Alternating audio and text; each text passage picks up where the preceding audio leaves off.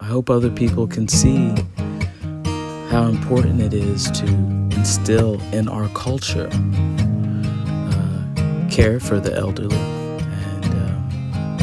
And I'm learning a lot about that myself. So again, I thank you. Here I lay all alone,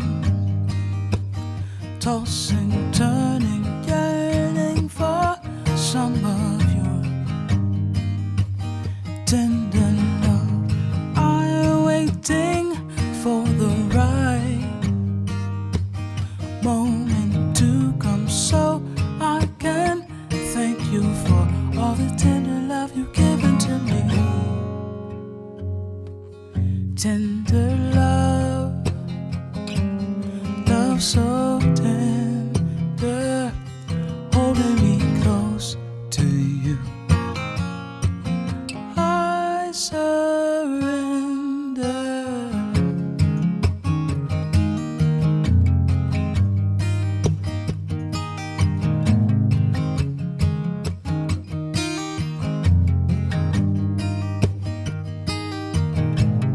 Candles, they light the dark. Now I see how lovely the feelings are, all the tender love you've given to me. I want you more and more. Moment I feel your touch, tender love, love me straight from the heart. Holy mirror, please let me thank you for all the tender love you've given to me. Tender love, love so tender, holding me close to you. I surrender.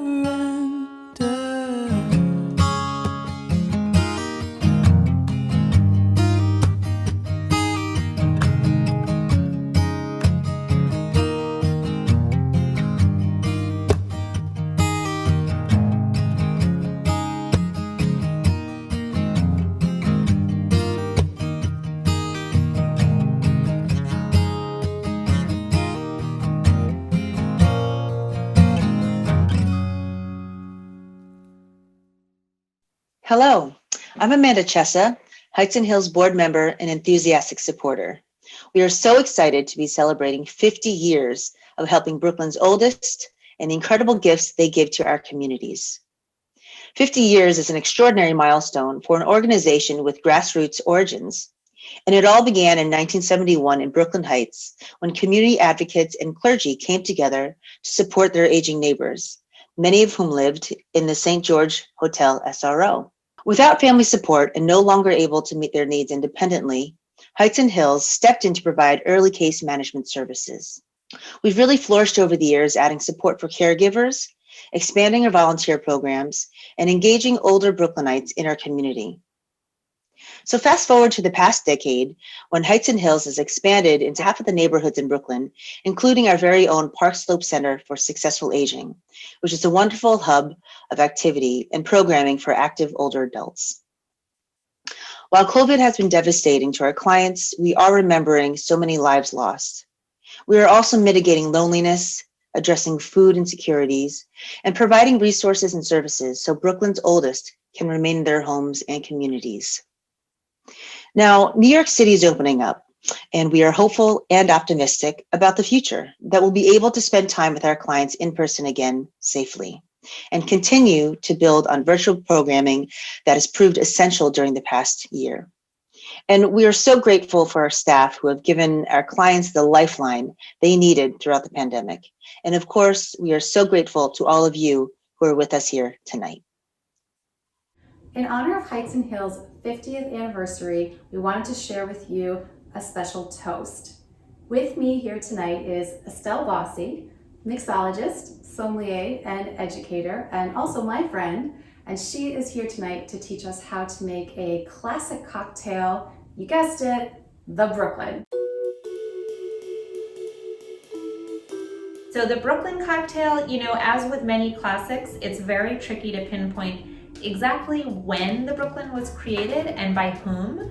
But the first time the recipe was published in print was in 1908 in a bar guide put together by a head bartender of a restaurant down in Wall Street in the financial district. Wow. So we're gonna make something pretty close to that 1908 recipe for the Brooklyn.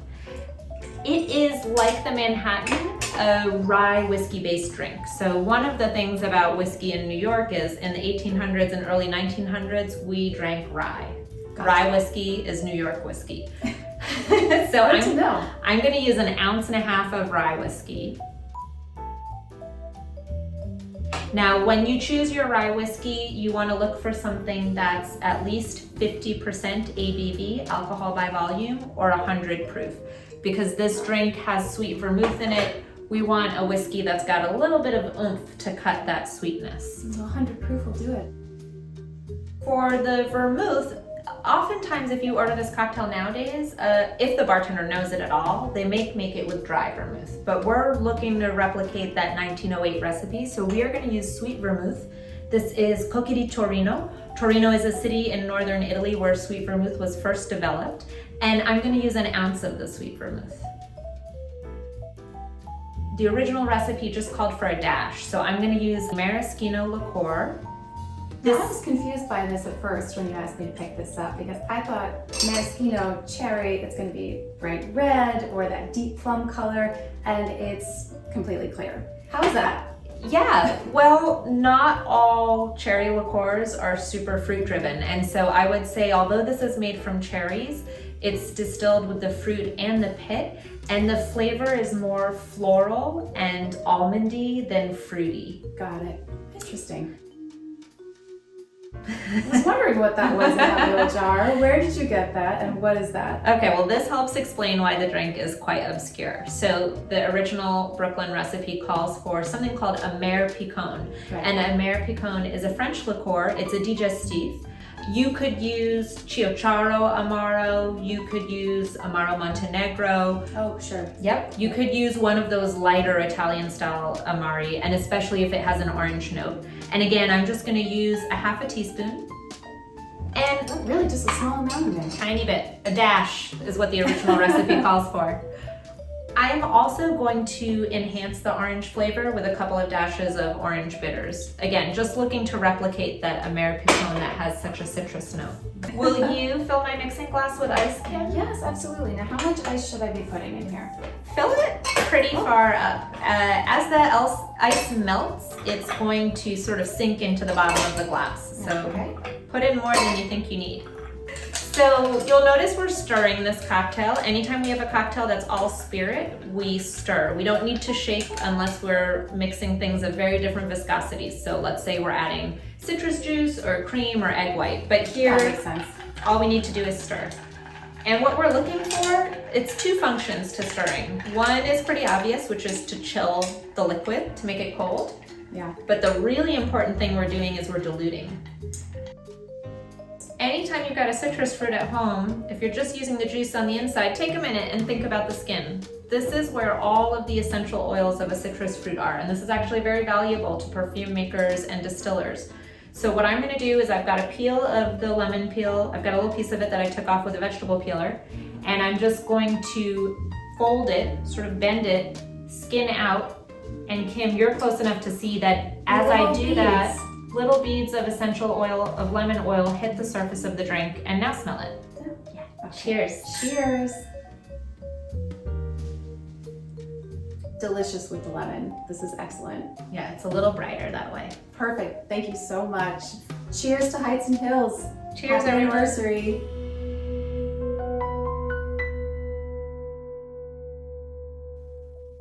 Hello, everyone. I'm Michelle Grosborough, Board Chair President of the Heights and Hills Board of Directors, and I'm so thrilled to be here celebrating 50 years.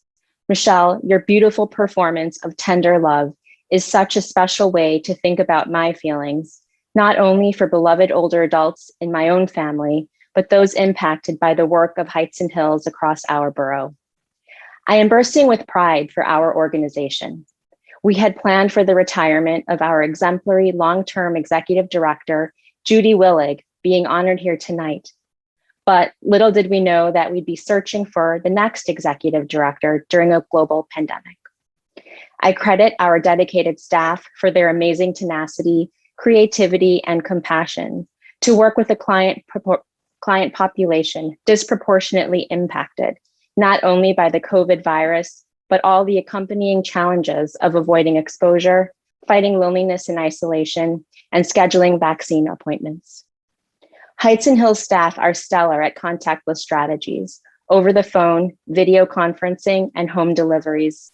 In fact, many innovative programs came out of these shifts, such as virtual exercise, art, and other classes offered to members of the Park Slope Center for Successful Aging, resurrected Meals on Heels for our Park Slope Center members, Zoom workshops and support groups for caregivers, regular volunteer wellness calls to clients on our waitlist, a new volunteer program, Shopping Squad, that deployed volunteers to shop and deliver food items to clients, a new technology project that Kathy Gormley will tell you about shortly. We have so much to celebrate: 50 years of supporting Brooklyn's oldest, Judy's 33 years of leadership, and Jana and Tom Bergdahl's volunteerism. Thank you so much for your support and for joining us. Enjoy the program. Hi, I'm Kathy Gormley, Director of Programs at Heights and Hills, and I'm so thrilled to be celebrating 50 years with you. Heights and Hills has truly made an impact in making Brooklyn a better place to age.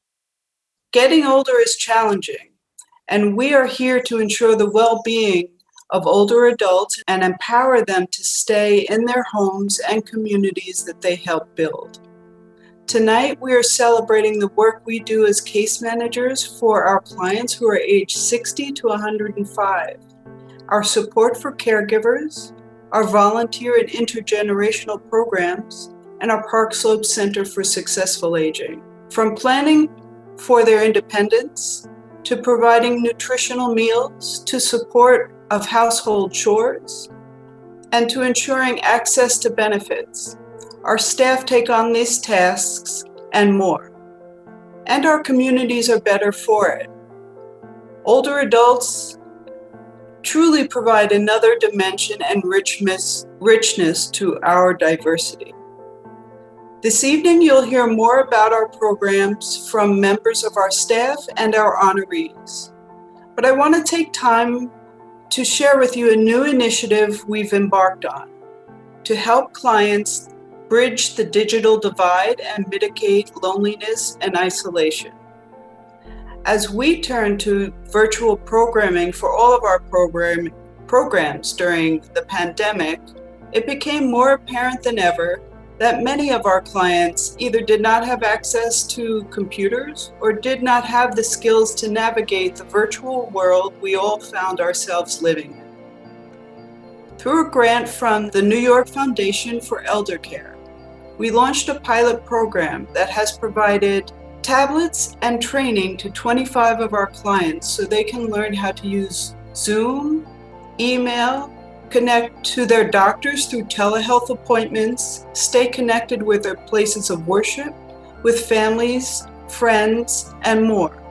Let's hear from one of our clients who will tell you in his own words the impact of this training. Hi, my name is Ivan Negrão. I'm a member of the Park Slope Senior Center. I was recommended for the technology project program that they have going now. And thanks to them, thanks to Condotech, which is the tech program working with Heights and Hills, thanks to them, I was able to get a tablet, which is helping me a lot in joining Zoom meetings and classes at the Park Slope Center, which I do through Zoom. This has been a good experience for me, and it's been very helpful to me. Through Condotech, I'm also getting lessons on how to use the tablet, and I'm learning a lot. This has been a very good experience for me, and I have a lot to thank to Heights and Hills. Thank you, Yvonne. We are so proud of our staff for taking on the challenge of keeping up with technology. Keeping everyone connected is not only vital for the safety of our clients, but it is at the heart of their well-being. Hi, my name is Sandra Pottinger Mitchell, and I'm the Director of Administration here at Heights and Hills. I've been working here for over 8 years, and never did I think that I would need the services for myself or my family. In late 2018, my father-in-law, who had been sick for a while, began to rapidly decline. He had dementia and other illnesses. I watched my husband struggle with being a long-distance caregiver, helping his mother to navigate the hospital system in Florida and to make decisions about his father's care. I spoke with him and encouraged him to seek out help with our caregiver program. He did, and he was assigned a caregiver social worker named Mike Rublin, who worked with him. Mike was able to help Keith to navigate the hospital system, the hospice system, make decisions for long-term care for his father. He helped him to come up with the right questions to ask the doctors about his care. He also helped him to deal with the frustration and the feelings he was having watching his father decline, watching his father deal with dementia. Unfortunately, in June 2019, my father-in-law passed away. Keith was really concerned about getting there on time to see his father before that happened. He was stressed out about it. Mike worked with him and spoke with him. Mike called him when he was in the airport going down to Florida and also counseled him then. Mike helped him to understand what would happen, what he'd be seeing, and helped him to be ready and prepared for that when it happened. Keith really credits Mike Rublin, the caregiver program, and Heights and Hills will helping him to prepare for this moment. Heights and Hills really has been instrumental in helping caregivers deal with working with their loved ones. And a lot of this is due to the leadership of Judy Willig. Judy Willig, as you know, has been the executive director at Heights and Hills for 33 years. Beginning in 1986, she worked to transform Heights and Hills from a small organization to one of the largest social service agencies serving older adults in Brooklyn. Judy's leadership extended far beyond Heights and Hill. She is a leader within the aging services community in New York City, and she serves on several boards, helping to shape policies and advocate for older adults. At Heights and Hills, those of us who worked with Judy knew that she was first and foremost a social worker. It is with great pleasure that I introduce our honoree, Judy Willig, in conversation with John Leland, Metro reporter for the New York Times and author of Happiness is a Choice You Make, Lessons from a Year Among the Oldest Adults. Thank you. I'm John Leland. I'm a reporter at the New York Times, and I mostly know Judy through her mother, Ruth, who I've been writing about for the last 6 years. And I often think that, like, when you get older, one of the best things you can do for yourself is to have someone like Judy as a daughter. But if you don't have that, maybe the best thing is to have someone like her running a lifeline like Heights and Hills. So it's great to be able to talk to you, Judy. But most important thing, how's your mom? Doing well. She's doing well? Hanging in there. Hanging in there. She is a tough lady. Yes, she is. This has been a really tough year. It's been very hard, but she's a survivor. She is. So Yeah. you, Judy, have really dedicated your career to helping people lead, rich and full lives in old age. Can you just talk about why this work is so important? You know, we've all had mothers and fathers and grandmothers and grandfathers, and hopefully all of us will someday get to be older. But the reality is we're all aging from the time we're born, and it's just another phase of life. I particularly like working with older people because, much like my mother, in order to reach older age, you have to be a survivor. And what I like about working with older adults is that there's no time for BS. They really will come out and say it. Well, I put it another way. There's often no censor. So how does this work supporting older adults? How does it impact the community? And how does it impact the families and the older So- adults themselves. Older people don't age, separate and apart from the rest of us. People age in their communities, the communities that they help build. They age within a family, which, older people are generally responsible for the families they've raised. And they are part of our world. And I did a deep dive on the numbers a while back. And in Brooklyn alone, older people bring in $7 billion a year in income. Wow. That's astounding. That's $7 billion. And it's money that they spend locally. Older people are loyal customers. They shop locally. They like to interact with the stores. They like to, I see it with my mom. She likes to do her grocery shopping so she can touch and smell the food that she's buying, as opposed to the rest of us that are perfectly happy to let someone else do it through Fresh Direct. They add to the economy. There's another thing that's often overlooked, which is older people are the people who volunteer their time. Churches would be nowhere without older people. All kinds of programs use older people as volunteers to help them run. And that's, a fact we don't often think about, but look at our museums. The docents are almost all retired people. So there's so much more that older people put into our society and give every day that often goes unseen. How do you see the services that we provide changing or improving as the baby boomers age? We do have to look at, and I think COVID has made us think about isolation in a whole different way. Most people didn't think about isolation or what it would be like to be older and staying at home all the time. Well, guess what? All of America has done that for the past year. And I think, we now need to think about how do we prepare for that as people age.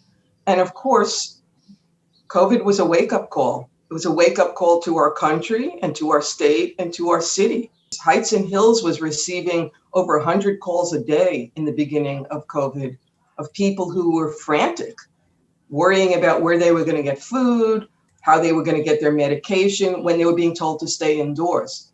So COVID was sort of a trial run for what happens when you become incapacitated and can't leave your home. And I think there are a lot of lessons to be learned.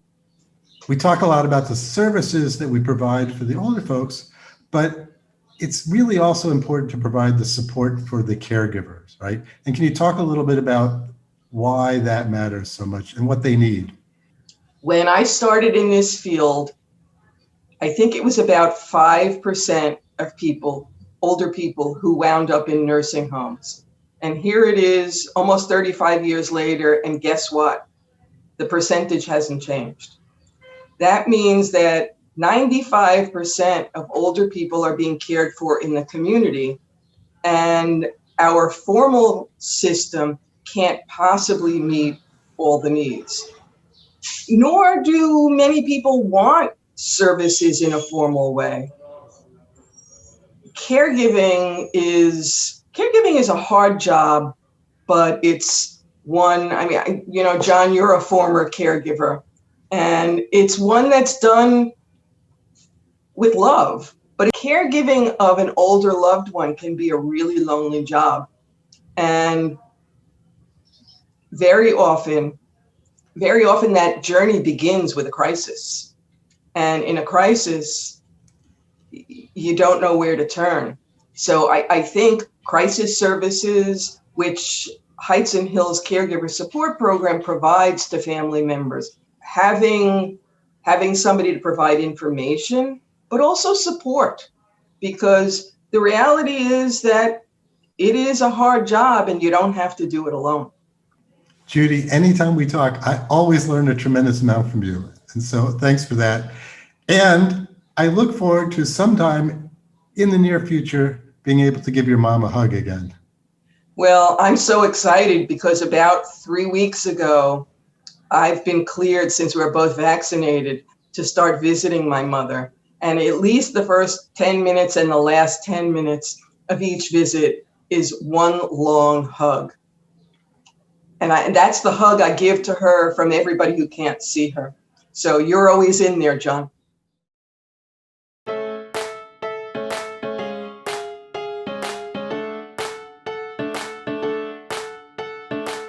The way that I like to make a difference working with my clients is letting them know that we're a team.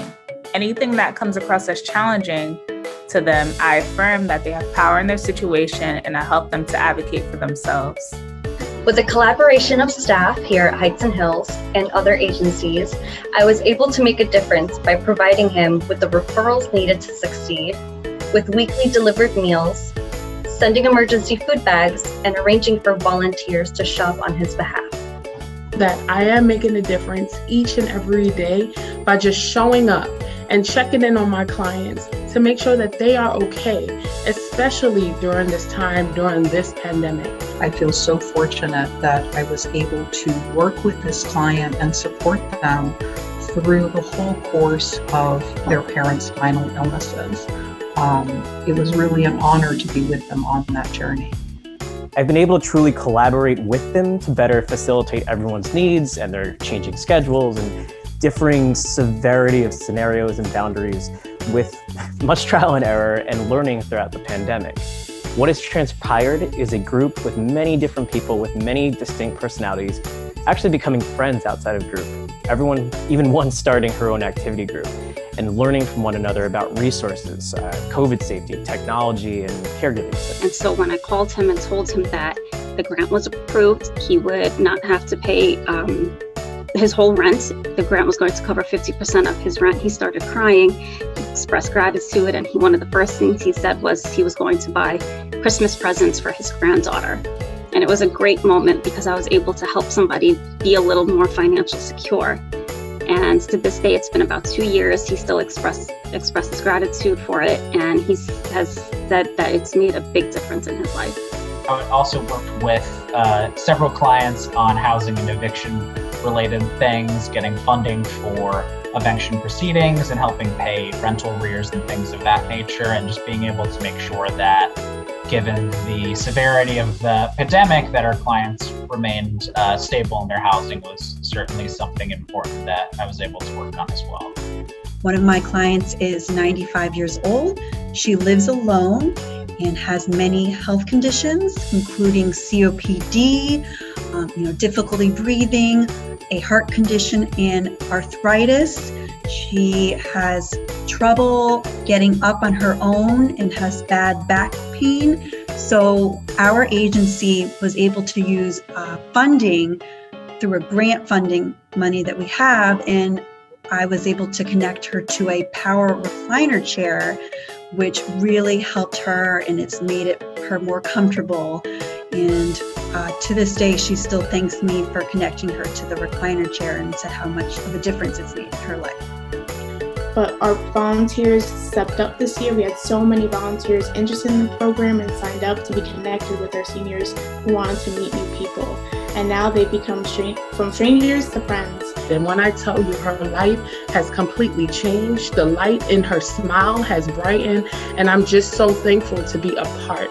Not only did I make a difference in her life, but she made a difference in my life, and my perspective on life, my perspective on gratitude has changed, and for that, I'm thankful. With me tonight is my colleague and fellow board member, Brian Eckelson. We are so thrilled to be part of this event, our most inclusive one ever. I've always felt very connected to the Heights and Hills mission, especially as a volunteer since 2012, where I was paired up as a visiting companion with Martha, a 94-year-old Clinton Hill resident. It's been the most fulfilling and rewarding relationship.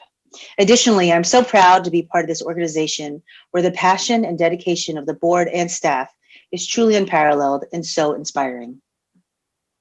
And I too am so happy to join you tonight as a longtime supporter and volunteer. 4 years ago, I joined Heights and Hills to contribute to the community and honor my grandmother who was born in Prospect Heights, Brooklyn. I'm grateful for the experiences I've had, the people I've met, and the impact we've been able to make on the community. As we saw with our staff and volunteers, there are so many amazing people working hard to support older adults in our communities. So many people are making a difference. We thank all of you here tonight for your support of Heights and Hills over the years, and for joining us tonight to celebrate our honorees and hear about the impact and importance of Heights and Hills work. We do have a very special request, a way you can make an even bigger difference tonight by joining all of us with a special gift. And this is super easy to do. So take out your cell phones and text 44321 and write Heights and Hills, all one word, in the body of the message to donate. Again, you text 44321 and write Heights and Hills, again, all one word, in the body of the message. And you will receive a link to complete your donation, which can be done easily via credit card, Apple Pay, or Google Pay. Just so you know, we don't take Bitcoin. And of course, you can also give anonymously if you'd like. So please donate and we'll acknowledge your giving in the chat. As you've heard tonight, the demand for our services continues to grow, and your gift tonight will help us contribute to more of our fellow Brooklynites, hopefully for another 50 years. A gift of any size makes a real impact, and if we could be so blessed, we would love to see 100% participation. And to kick things off, I'm going to text a donation in the amount of $1,000. Please consider texting a donation of your own. It feels really good, way better than a normal text message, I promise. Ain't that the truth? Thank you, Brian. And to everyone for your generosity. So the text to donate remains open all night, just as Lionel Richie once said. So keep those pledges coming. You can also donate online if you prefer. And again, that link is in the chat. So now back to the program. We have some amazing people yet to hear from. So stay tuned. And our gratitude to each and every one of you. Thank you. I'm Nick Russo. I'm Bettina Hershey. And we lead the band The Scooches. We're so happy to be here with you tonight, celebrating 50 years of Heights and Hills, an extraordinary milestone. Aging can be a very stressful time in life, and it's so important to create community, connect volunteers with opportunities, and to support the families that are caring for their elderly. All wonderful ways that Heights and Hills supports the aging in Brooklyn. And tonight, Bettina and I are very excited to share with you one of our originals, Dandelion. We thought you would really love Dandelion because it's all about breaking down the walls that separate us, making sure no one is treated like a weed, but gets the love and care to truly flourish. Enjoy.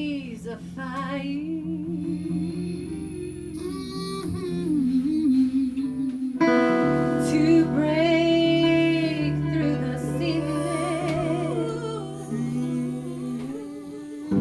I'll reach for the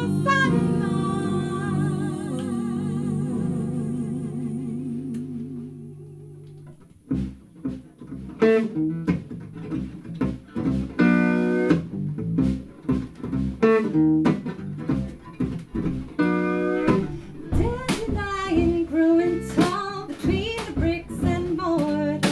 Dandelion growing tall, I won't let you deport her. Supple, strong, and wild mane, roots as deep as ages. Written on her face the pain, history of the sages.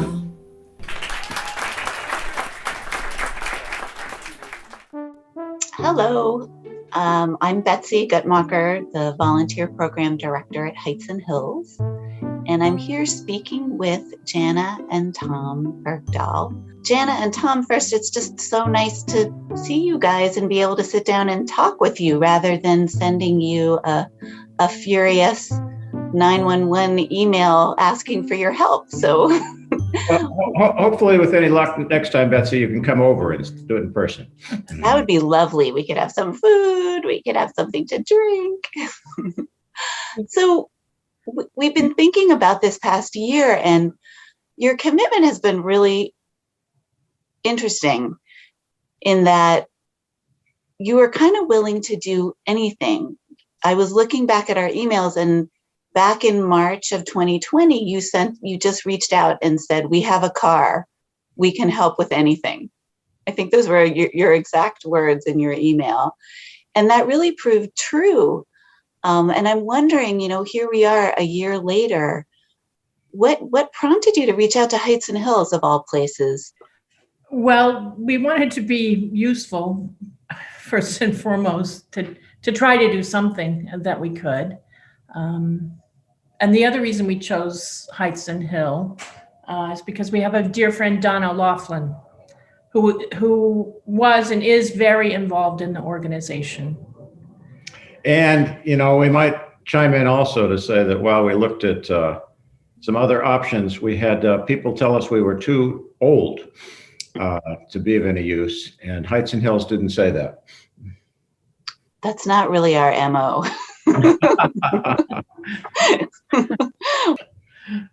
What about your Tuesday, Thursday commitment to helping deliver meals to our center members? That has been such a regular part of your life this year. Tell us a little bit about, what that experience was like for you, what it meant to you. Been very nice to see the same people. They always say hello. We were able to chat a little bit. One client in particular, always comes out, has a few words. It's like he's rehearsed something to say, and then, it's a nice way to interact with people. One of the clients who receives food delivery on Tuesdays and Thursdays, a center member, actually described it as a way to just stay connected to her humanity, because in this year when we were told to cover our faces and you suddenly lost that basic expressive connection with other human beings, her isolation was really intense. And having someone come to the door and be able to chat and drop off food twice a week felt like this really important connection to her humanity. What do you think about why other people choose to volunteer with Heights and Hills? Were you surprised, that we had all those folks on our Zoom call? We were very impressed early on at the number of young people in particular that were showing up whenever we were there to gather food for deliveries. And impressed is really not the word. We were surprised because we read that during pandemics people tend to hunker down and don't want to help anybody, and there are all these young folks out there that were to me inspiring, and that's one of the things that we kept going for. And it's, as you know, Betsy, it's the reason we agreed to accept this recognition just on behalf of all of the volunteers, because they've all done an extraordinary job. From where I sit, where we're trying to meet multiple needs throughout the week, and just to have someone who's always willing, with no drama, no fuss, it's pretty extraordinary. So I know that you all are accepting this award on behalf of everyone who's been showing up all year, but I hope you save a tiny bit of it just for yourselves and can really be in community with that recognition, which is so well deserved. Thank you. Thank you. We will. Excellent.